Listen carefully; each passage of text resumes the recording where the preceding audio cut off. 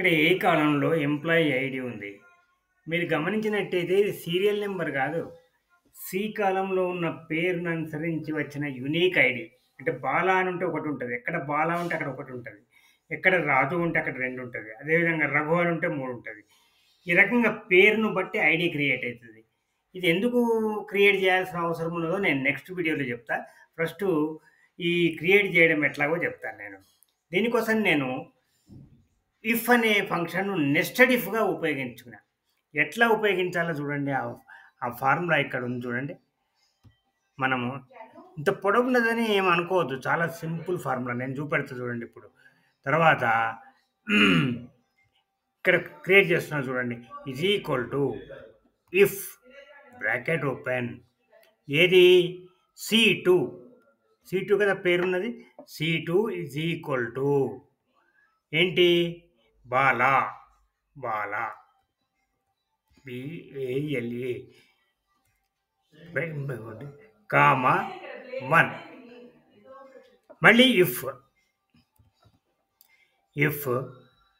మళ్ళీ bracket open C two is equal to Raju R A J U bracket close comma 2 మళ్ళీ if దీన్నే nesting అంటారు. ఒక ఇఫ్లో ఇంకో ఇఫ్ ఇంకొక ఇఫ్లో ఇంకో ఇఫ్ ఆ రకంగా కామాలు పెట్టడం మర్చిపోవద్దు.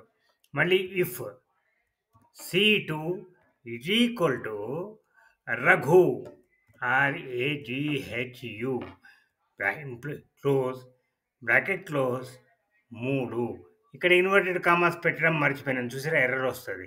అందుకని ఇవన్నీ గుర్తుపెట్టుకోవాలి. తర్వాత మళ్ళీ కామా మళ్ళీ if bracket open C two is equal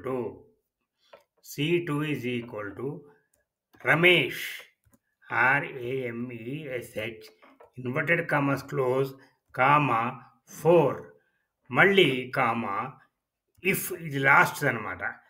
bracket open C two is equal to Mahesh M A H E S H inverted commas close comma 5. ఇప్పుడు మనం ఎన్ని బ్రాకెట్లు ఓపెన్ చేసినామో అన్ని బ్రాకెట్లు క్లోజ్ చేయాలి. మనం ప్రతిసారి క్లోజ్ చేయాలి కదా. ఇప్పుడు 5 చేసినాం. 1 2 3 4 5.